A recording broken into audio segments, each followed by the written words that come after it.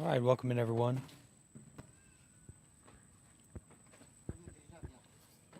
A few updates about upcoming Tabarwa activities and activities concerned with Bante Warpanyo.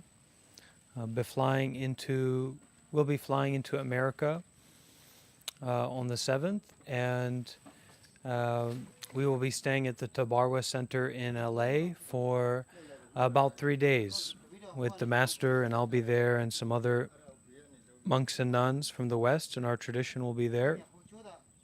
You can come and meet the master there. And then we'll be doing a series of meditation retreats in the California area that it would also be possible to attend if you make your way out there.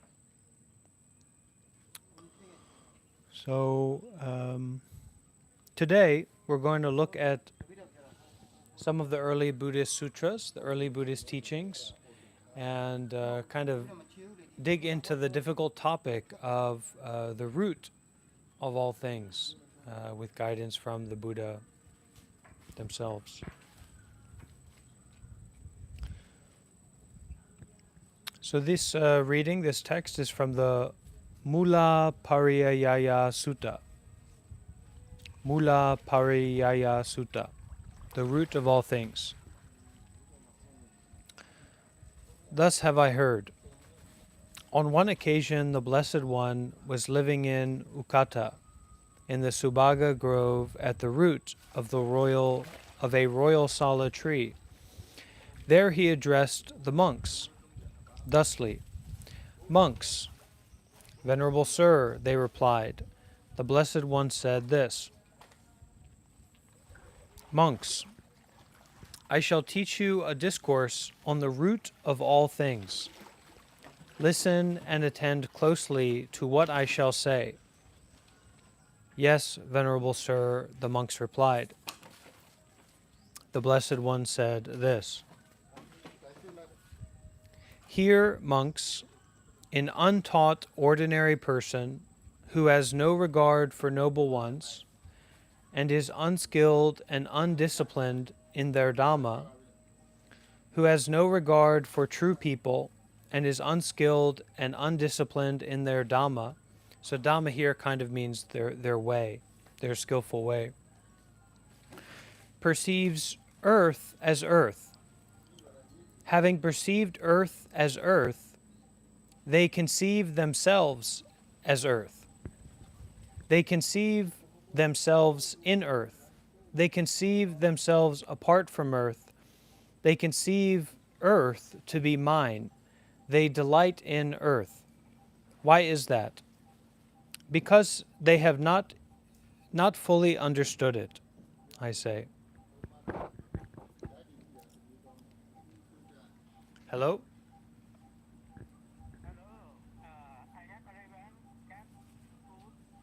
Okay, come inside, come inside.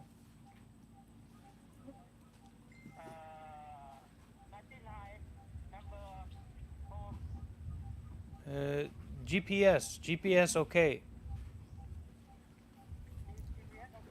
Yeah, GPS okay. Come inside the gate.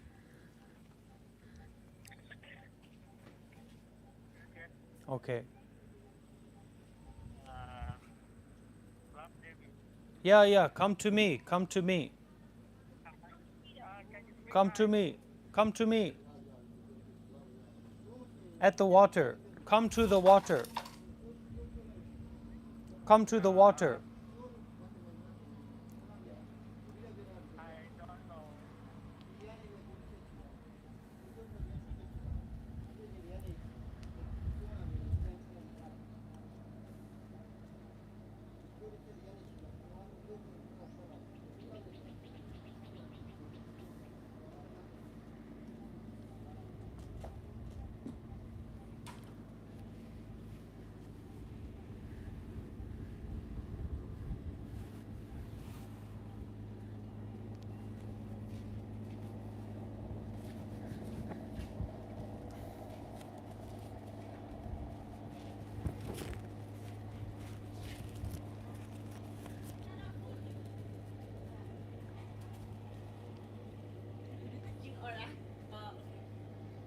Durian. Durian.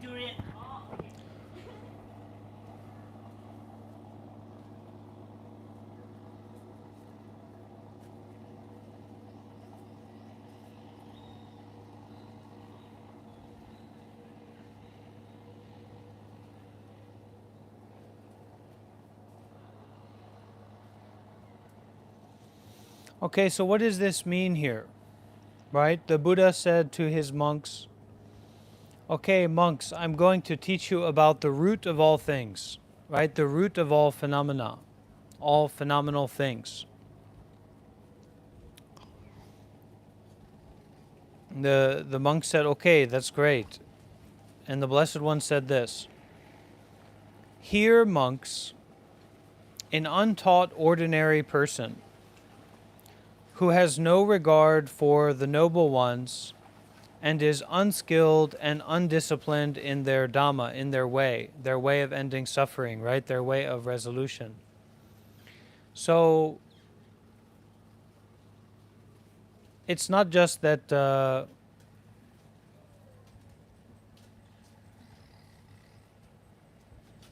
cash, bank account. okay, That's fine. okay, Okay. Seattle bank have, bank account have. okay. Okay. Bye bye. Right. Okay. I put plate In the fridge. on You my can put plate. in the fridge.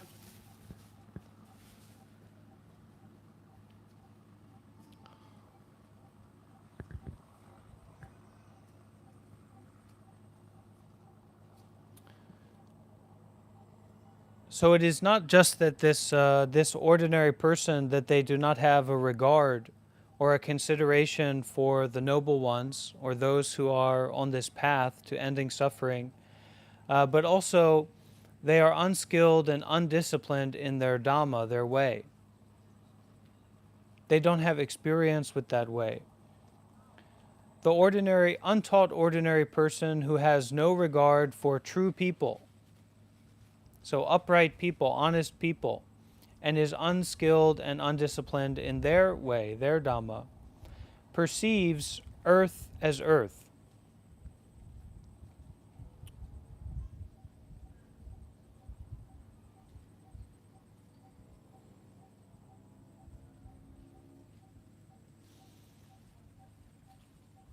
Having perceived earth as earth, and here it's almost like perceiving earth as a conceptual object.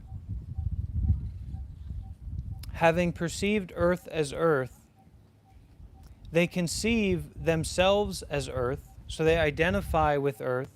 They conceive themselves in earth, so being within the kind of notion or the idea of earth.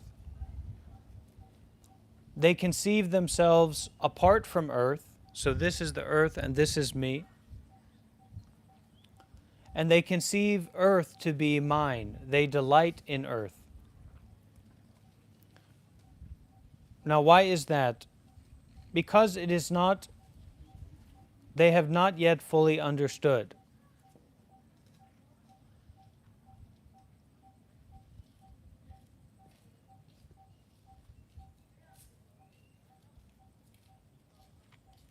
So this is to understand earth in the way of the three characteristics. So to understand earth in terms of its impermanent nature, to understand earth in its unsatisfactoriness, to understand earth in its lack of existence of separation, being separate from everything, for example.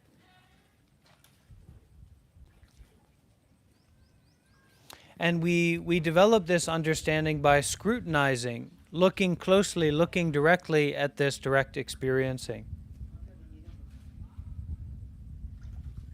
And through viewing it by way of these three characteristics of impermanence, unsatisfactoriness, and non-self, we can also call it like non-separation, non-separate self-existence, then we have the full understanding of abandonment. As I've talked about before, if you went to a shop and they said, look, this thing is completely impermanent and it won't satisfy you, and actually it's not a thing separate from anything else. Well, you would never buy that, right? You would abandon it. And you would abandon the kind of strange idea to buy it or to buy into it or to get involved with it, right? So you would experience this kind of disenchantment with that object. But ordinary people don't understand like this. So what is the root of all things? The Buddha says he will teach us about the root of all things. Okay? I shall teach you a discourse on the root of all things, the Buddha said. Listen and attend closely to what I shall say. The Buddha said, Hear, monks, an untaught ordinary person who has no regard for the noble ones and is unskilled and undisciplined in their Dhamma, who has no regard for true people and is unskilled and undisciplined in their Dhamma, perceives earth as earth. Having perceived earth as earth, they conceive themselves as earth. They conceive themselves in earth. They conceive themselves apart from earth. They conceive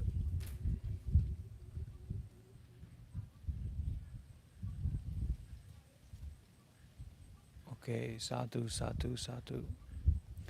They conceive earth to be mine, and they delight in earth.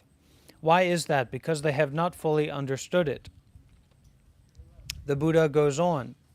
They perceive water as water. Having perceived water as water, they conceive themselves as water, right? And we think about like, I am water. Or Bruce Lee, right? He said, be like water. No. Bruce Lee is wrong, the Buddha is right. So, they perceive water as water. Having perceived water as water, they conceive themselves as water. They conceive themselves in water. They conceive themselves apart from water. They conceive water to be mine. They delight in water. Why is that? Because they have not fully understood it, I say. And it means that they have not fully scrutinized, have not looked deeply and consistently and kind of wholeheartedly at these phenomena that are arising. Okay? So it's said here that one who fully understands earth or one who fully understands water does so by the three types of full understanding, right? By way of its characteristics, function, manifestation, cause, the full understanding by scrutinization, which is all just to say the contemplation of the earth element. So like this aspect of our experience, right? The earth element, the earth is like this aspect of our experience by way of the general characteristics of impermanence, suffering, and non-self. And then the full understanding of abandonment, which is the abandoning of desire and lust for the earth element through the supreme path of arahantship. So even though something may be right in front of us, we can say, oh, the earth is right in front of us. Actually, unless we look very deeply at the earth through the right view, the view of impermanence, the view of unsatisfactoriness, the view of non-separation, then even though it's right there and we can make up all these, we can conceive all these things about it, actually that's not the right view. That's not the right form of investigation. It's not like the scientific way, we could even say, to look at, the Buddha science way to look at this reality. Because if you were to examine earth, you might point to the clouds, you might point to the water, you may bring up all these judgments and ideas, all these conceptions about the earth as the earth. And then you as a part of the earth, and you separate from the earth, and you would delight in the earth, right? This duality is set up. But if you look at the earth element, or the phenomenal aspect of what we call earth, right? What we're pointing to, this earth aspect, this earth element, through the view, through the correct lens of impermanence, changingness, constant changingness, right? Unsatisfactoriness, because you've been on this earth a long time. Are you satisfied yet? And also this non-self or non-separation aspect, that there's no actual separation in this earth element, and investigating through that lens so that we can fully understand the earth element. Because it's not to reject, it's not to say that there's no earth or there's no water, but we have to perceive it in the correct way, according to the three characteristics, according to anicca, dukkha, anatta, so that we will detach, so that we will abandon seeking pleasure from these phenomena. So here, monks, this untaught ordinary person, they perceive water as water. And it's kind of like just a dull thing, right? Oh, water is water. They don't think about it. They're not looking deeply at it, right? Oh, that's that. This is that, etc. So they perceive water as water. Having perceived water as water, they conceive, they think up, they assume up themselves as water. They assume up themselves in water. They assume up themselves apart from water. They assume up that water could be or is mine, right? How could someone own water? It's actually ridiculous. But it's normal for these ordinary people who are not trained in the Dhamma, who have no consideration for the noble ones. Okay? They conceive, they assume up water to be mine. They delight in water. Why is that? Because they have not yet fully understood. They have not fully understood it, I say. They have not fully understood the impermanent nature of water, the impermanent or the unsatisfactory nature of water, or the non-self, non-separation aspect of water that is innate in it. Right? Because water is a part of reality, and there's three characteristics of reality that the Buddha gives us, these kinds of clear lenses in which to look through, and you test, you see if that's true or not. Is there anything around you that has satisfied you, that has satiated this thirst in your life, and given you actually to be at peace, to be at rest, to be free? Is there anything around you that you can see to actually be existing separately from all other things? Right? So we pull up a chair. Bhante, I figured it out because this chair is a chair. I can see that. But actually the chair is made of its parts. And what are those parts made of? Etc., etc., infinity. Onward to infinity. And it doesn't matter how nice the chair doesn't satisfy this source of you. Right? This source of you continues to be clinging, chasing, trying to get, trying to avoid, and the chair can't help with that, as nice of a chair as it may be.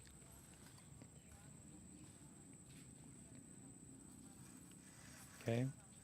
So continuing, they perceive beings as beings. Having perceived beings as beings, they conceive beings. They assume up, they think up beings. This person, that person, they're like this, they're like that. You see? They perceive being, they just see it at the surface level, this ordinary, untaught, uninstructed person. They see beings as beings, and then, having perceived beings as beings, they assume up, they think up beings. They think up themselves in beings, right? Their perceptions of me and them, etc. They conceive beings to be apart from themselves. They conceive beings to be mine, right? This is my girlfriend. This is my boyfriend. This is my husband. This is my employee. This is my boss, etc.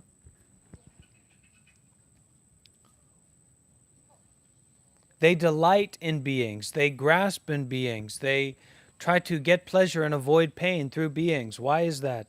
Because they have not fully understood it, I say. Even to gods, they perceive gods as gods. Having perceived gods as gods, they conceive, they assume up gods. They conceive themselves in gods. They conceive themselves apart from gods. They conceive gods to be mine. They delight in gods. Why is that? Because they have not fully understood it, I say. Okay? too much assuming up, too much conceiving about things. So the Buddha teaches us to not conceive about things, to train ourselves in such a way where in the seeing there is only the seeing. There's no assuming up, there's no conceiving about. In the seeing there is only the seeing. In the hearing there is only the hearing. And we train like that, we practice like that.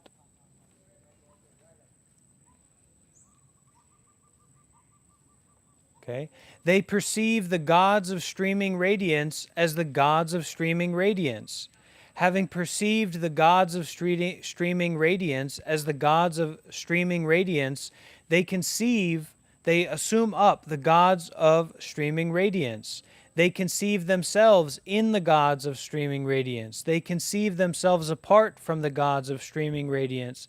They conceive the gods of streaming radiance to be mine. They delight in the gods of streaming radiance. Why is that? Because they have not fully understood it, I say.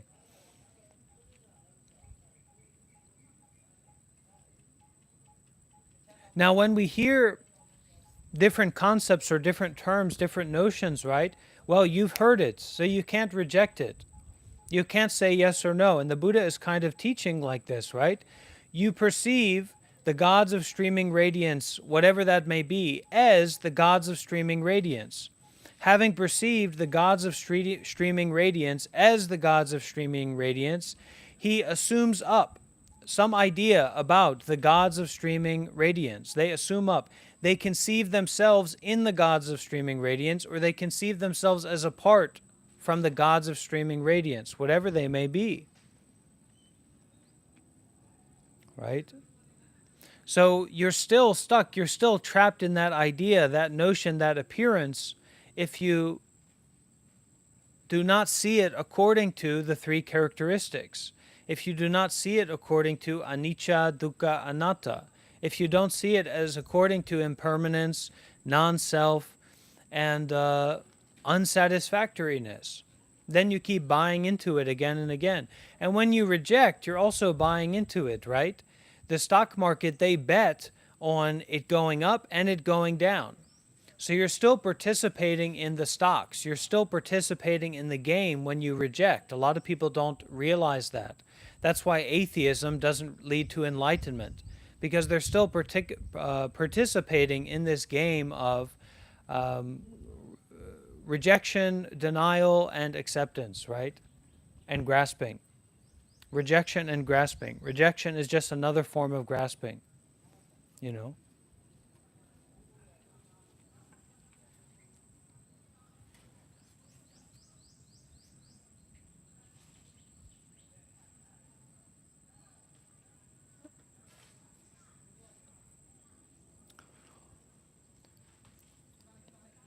They perceive the seen as the seen.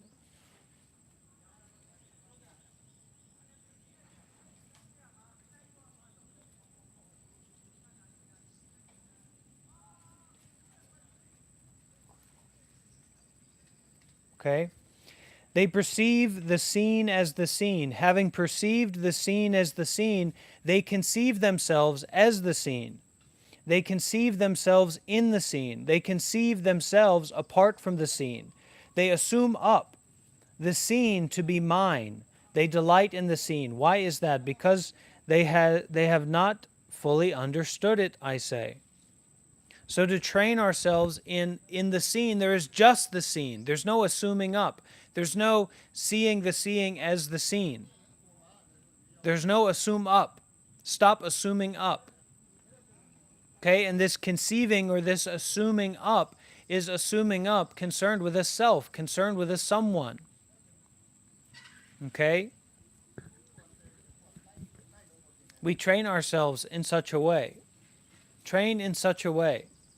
In the scene, there is only the scene. There is not seeing it as the scene, because when you see it as the scene, you make an object out of it, and then you assume up about this object, and that object being yours, that object being pleasurable, that object being separate from you or a part of you, or you being in that. Oh, I'm in this place that I see.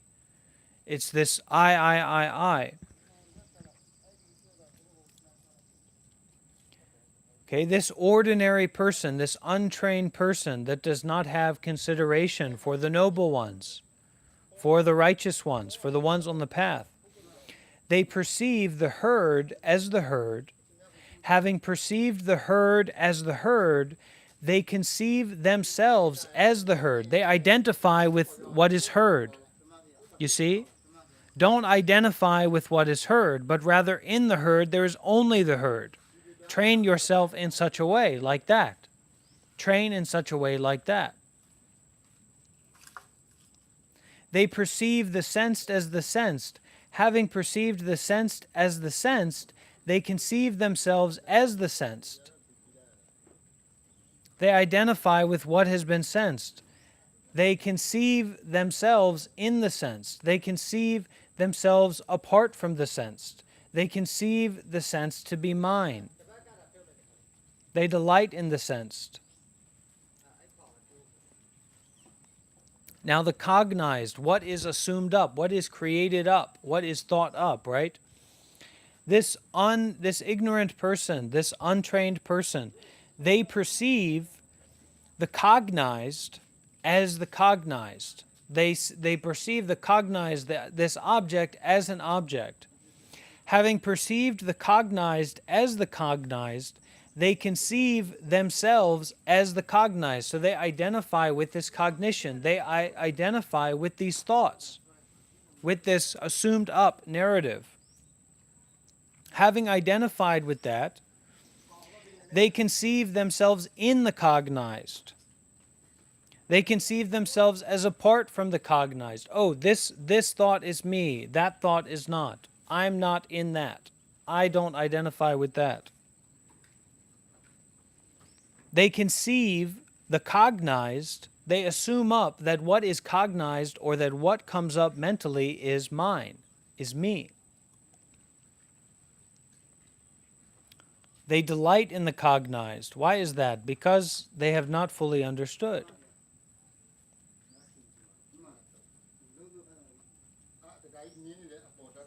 Okay? They perceive all, or they perceive everything as everything. Having perceived everything as everything, creating an object, right? They conceive themselves as everything. Now they're identifying themselves as everything. They conceive themselves in everything. They conceive themselves as apart from everything. They conceive the everything to be mine. They delight in everything. Why is that? Because they have not fully understood it. Finally, they perceive Nibbana as Nibbana. Having perceived Nibbana as Nibbana, they conceive themselves as Nibbana. They conceive themselves in Nibbana. They conceive themselves apart from Nibbana. They conceive Nibbana to be mine. They delight in Nibbana. Why is that? Because they have not fully understood it, right? So I remember Ajahn Sumedho. I was listening to a Dhamma talk from Ajahn Sumedho, who's like the patriarch of the Ajahn Chah tradition, the living patriarch. And how could someone become enlightened? How could someone become a Buddha? How could some monk become an arahant? It doesn't make any sense, right? So even in Nibbana, this uneducated, untrained person that does not have reverence or respect for the noble ones, they perceive Nibbana as Nibbana.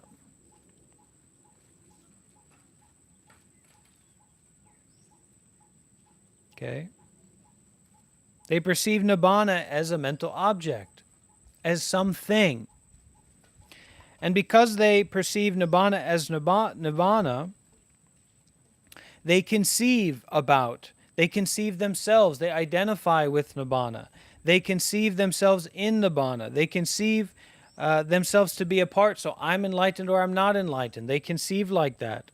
They conceive Nibbana to be mine. They delight in Nibbana. Why is that? Because they have not fully understood it, I say. Okay? Now, how about those who are not so ordinary and not so ignorant? The disciples in higher training. Monks. A monk who is in higher training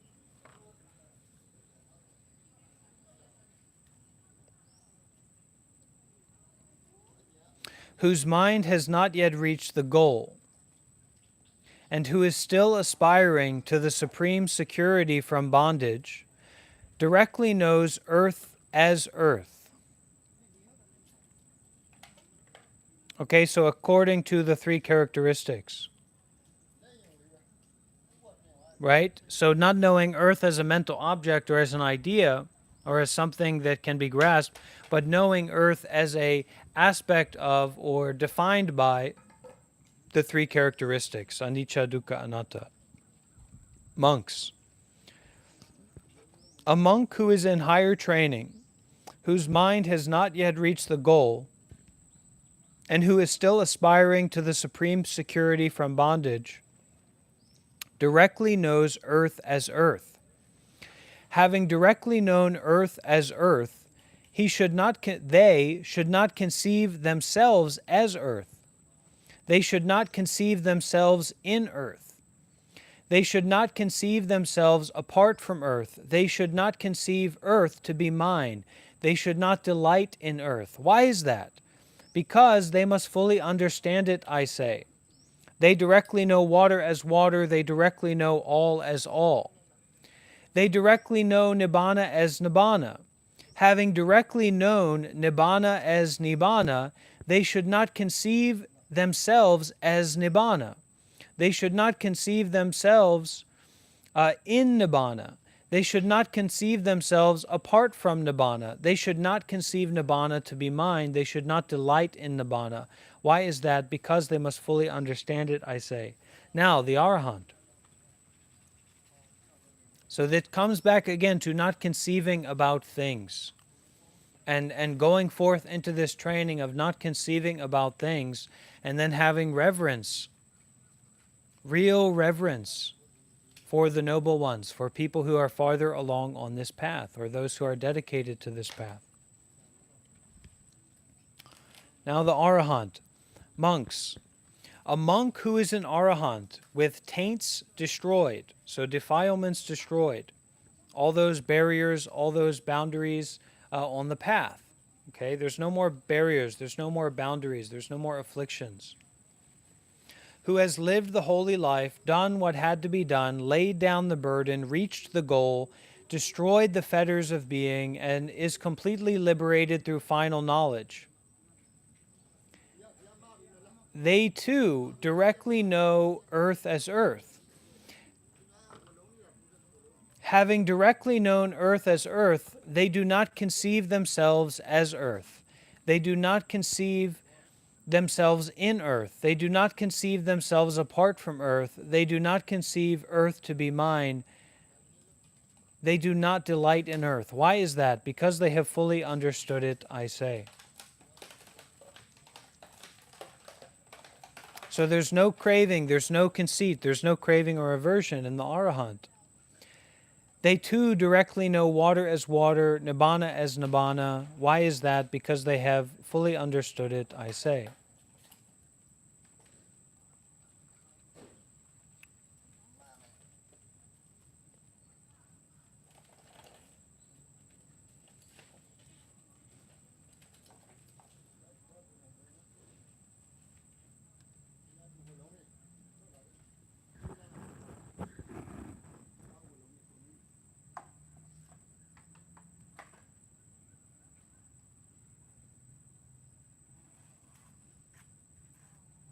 This way of training, this way of practice is how we root out the lust, the anger, the delusion, the greed.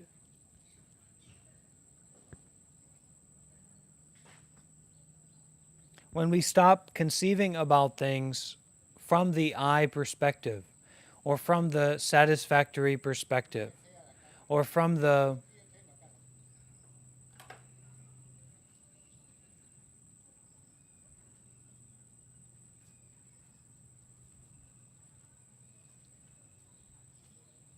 someone, something, some place, some time, some situation perspective.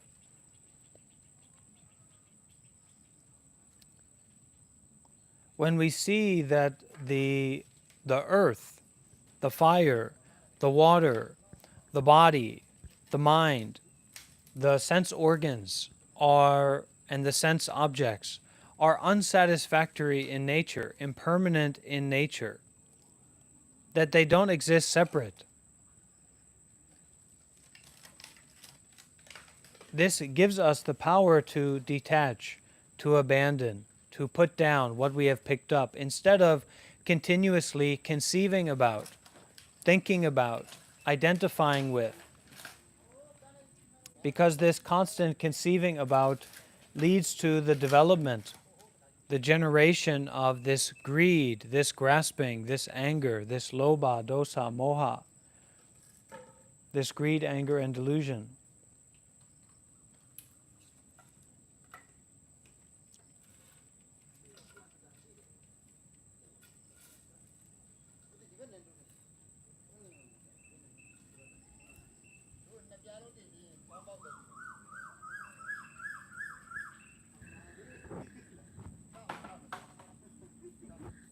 Questions?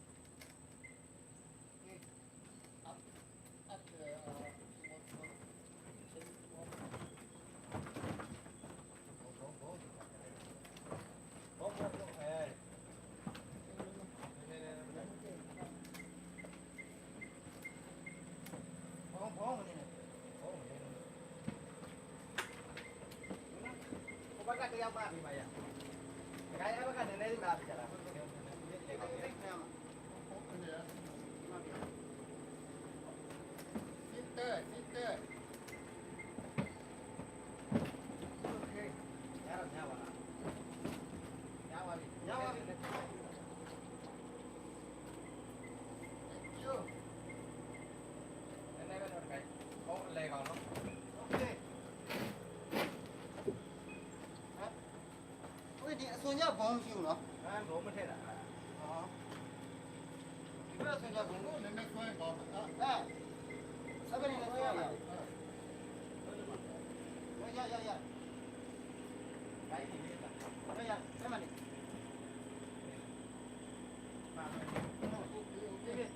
옛날에 그래.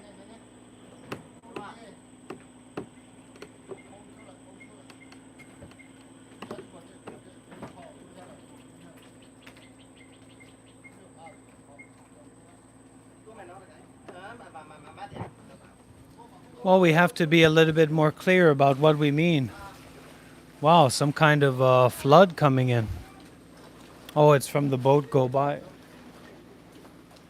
So we need to be more specific. What is detachment? What is disassociation? Really, these are just words. I mean, it doesn't mean anything. So we have to flesh out what our understanding of detachment is, what our understanding of disassociation is.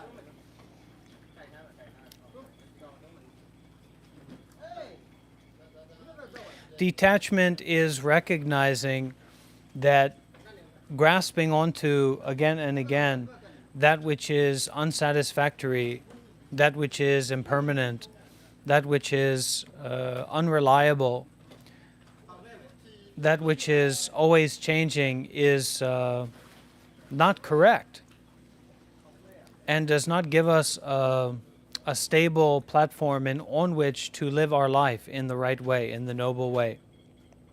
Whereas disassociation is maybe some kind of confusion, right? Whereas how the Buddha teaches us to train ourselves, in the seen there is only the seen, in the heard there is only the heard, and not conceiving about things, there's no confusion in that. It's a very direct practice, right? It's a very serious and direct and also stable practice where there's no discussion about it. I've actually been working this in my mind recently, the kind of strangeness, because people are so confident that their opinion or their conception about things is like important, especially when it comes to spirituality or Buddhism or, often the different ways that people are living their lives, right? But if you look at the way of Buddhism or the way of spirituality, a big part of how we train and how we practice and how we get involved in all that is like going to a meditation retreat. So we can say that's one of the most standard and boilerplate and clear ways that we kind of train ourselves to understand about the Buddha's teaching is we do one of these meditation retreats. And so, yeah, it's a method, it's a tool, it's a kind of container for practice for sure, but there's an interesting aspect to this. In that when you go into this fray or like this very important container for understanding Buddhism, when you go into that, there is no room for your opinion. There's no room for your idea. Everything that you think, everything that you want to say, every opinion that you have about the teacher or the temple it's just meaningless. You see? And there's something quite profound in that, because the Buddha also teaches us like that our conceptions about things, our constant conceiving about things is wrong and is not what we should be doing, but rather to train ourselves in such a way where in the seen there is only the seen, not to conceive about it. In the hearing there is only the hearing, not to assume up about what is heard.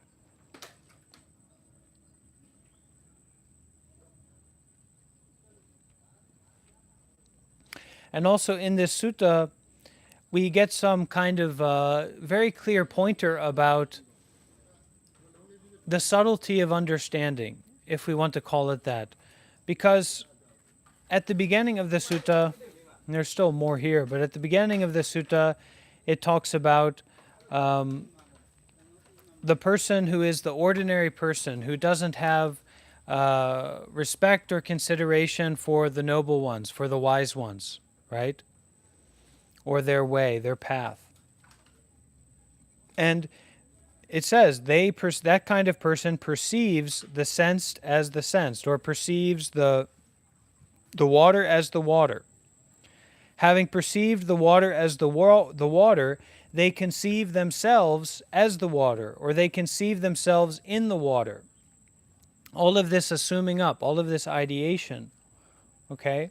But then when it goes to the monks who are in the higher training but still not enlightened, they know the water, they directly know the water as water.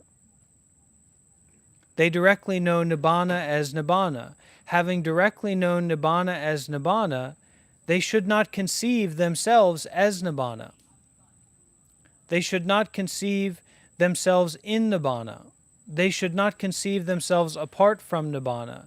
They should not conceive Nibbana to be mine.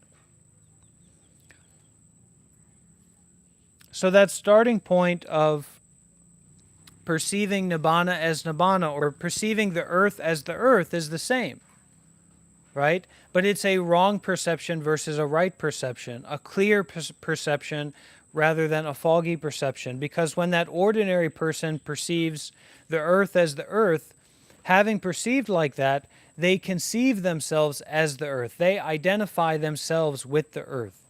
They identify themselves as in the earth. They conceive themselves to be apart from the earth. They conceive themselves, the earth, to be mine, their possession, and they delight in the earth. Okay? So we should not delight in the earth. And then the Arahant, or the enlightened one, they directly know earth as earth. Having directly known earth as earth, they do not conceive themselves as earth. They do not conceive themselves in earth. They do not conceive themselves apart from earth. They do not conceive earth to be mine, to be a possession of grasping. They do not delight in earth. Why is that? Because they are free from lust through the destruction of lust. They have rooted out lust because they've eradicated it through no longer conceiving about things, and through perceiving and looking directly at the true nature of these things, these phenomena, whether they be thoughts or material phenomena, whether it be the earth or water or nibbana.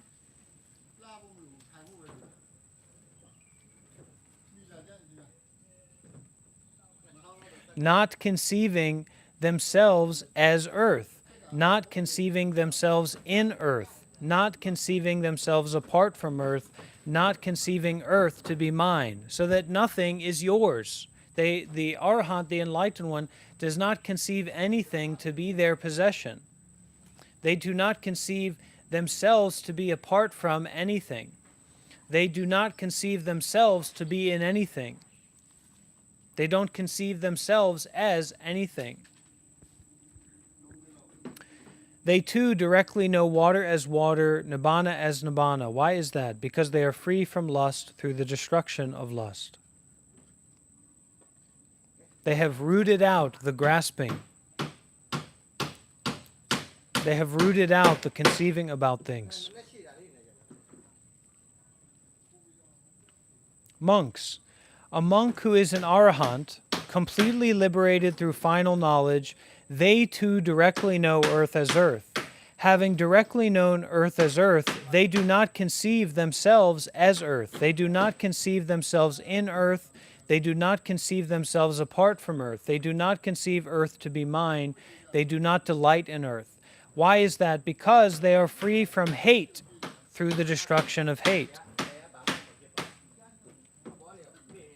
Monks. A monk who is an arahant, completely liberated through final knowledge, they too directly know earth as earth. Having directly known earth as earth, they do not conceive themselves as earth. So they do not say, I am the earth. They don't conceive like that. They do not conceive themselves in earth, as a part of earth. They do not conceive themselves apart or in earth or as earth. They do not identify with, they do not identify as, and they do not identify within. They do not conceive them, the earth or anything, to be a possession of theirs. They do not delight in earth. Okay, why is that? Because they are free from delusion through the destruction of delusion. Once again, to not conceive about things. To train in such a way that in the seen is only the seen, in the heard is only the heard, and not conceiving about things. Not assuming up about anything.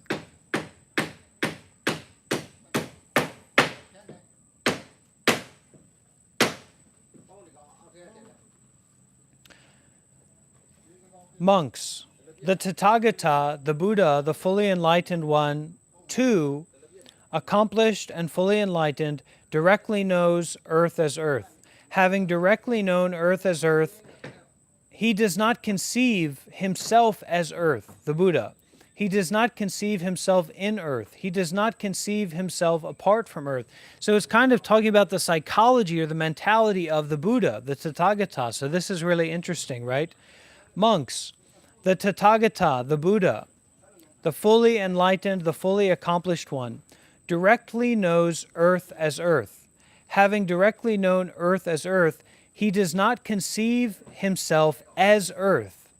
He does not conceive himself in earth. He does not conceive himself apart from earth. He does not conceive earth to be mine. He does not delight in earth. Why is that? Because he has understood that delight is the root of suffering. Let's get it right. Let's not get it twisted. This is our problem, that we don't understand this. All right? So why is that? Why does the Buddha not delight in earth? Why does the Buddha not delight in anything or any state or any experience?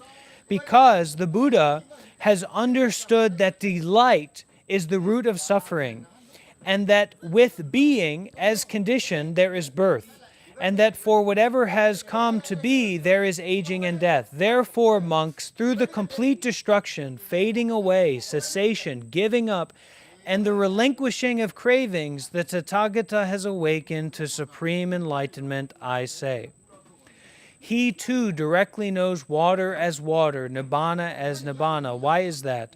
Because he has understood that delight is the root of suffering, and that with being, or like this conditional experience with phenomena as being pleasant or unpleasant, etc., because the Buddha has understood that delight is the root of suffering, and that with being as a condition, there is birth. There is coming into a state of self-experience, and that for whatever has come to be, there is aging and death, and so there will also be the suffering of aging and death. Therefore, monks, through the complete destruction, fading away, cessation, giving up, and relinquishing of cravings, the Tathagata has awakened to supreme enlightenment, I say. That is what the Blessed One said. But those bhikkhus, those monks, did not delight in the Blessed One's words. So it said that the Buddha was hitting a little bit too heavy for those monks at this time. The teaching was too deep, and they did not delight in his teachings. So you can see this is even for the Buddha, expounding about the truth with the monks. So you can imagine that when you go for the Dhamma talk, when you go to listen to the teachings, we're not there, the monks are not there to give you cake and candy. So you need to root out that expectation, right? That we're there to pleasure you or to give you pleasantness. Because even at that time, the monks did not delight in what the Buddha had to say.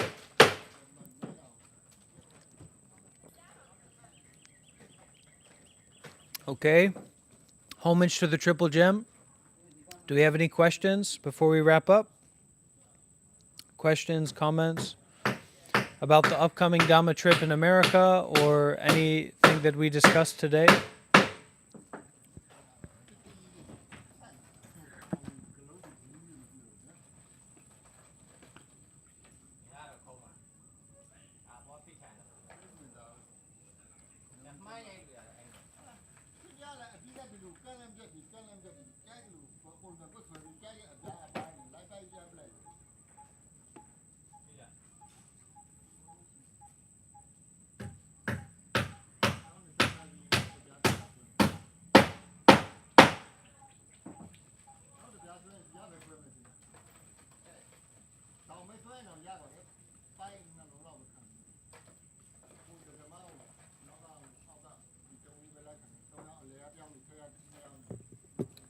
Okay, no questions? So we'll finish up here. Yes, very good, Edwall. Okay, good. So we'll finish by paying homage to the Buddha and a refuge in the Triple Gem. Let's try to get it right this time, okay? Here we go. Namo tassa bhagavato arahato sama sambuddhassa.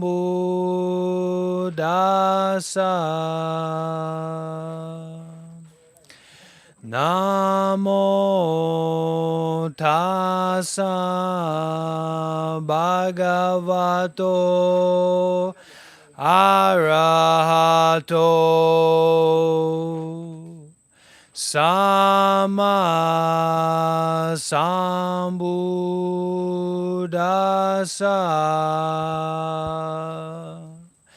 Namo tassa bhagavato arahato sama sambuddhassa.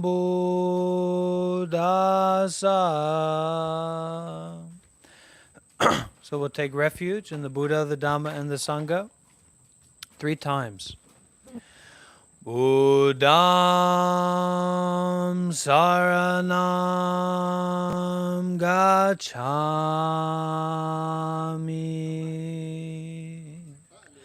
Dhammam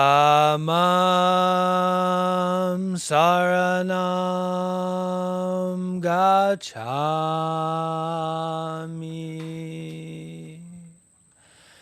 Sangham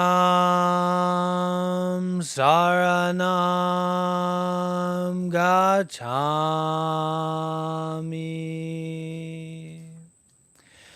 Dutiyampi buddham saranam gacchami.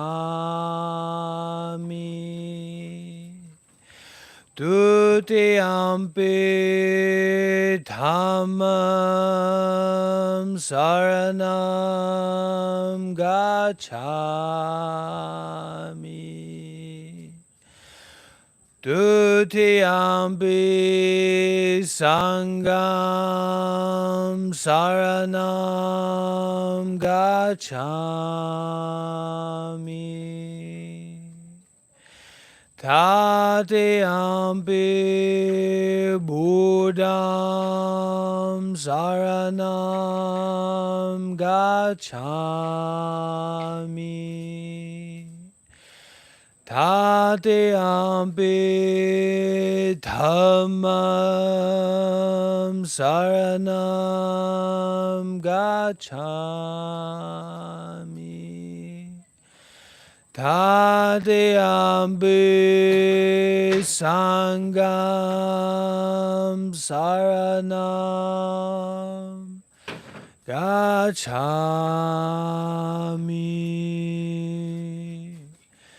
Sadhu.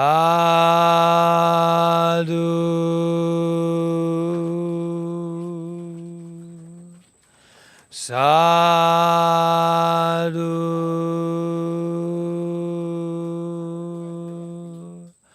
Sadhu.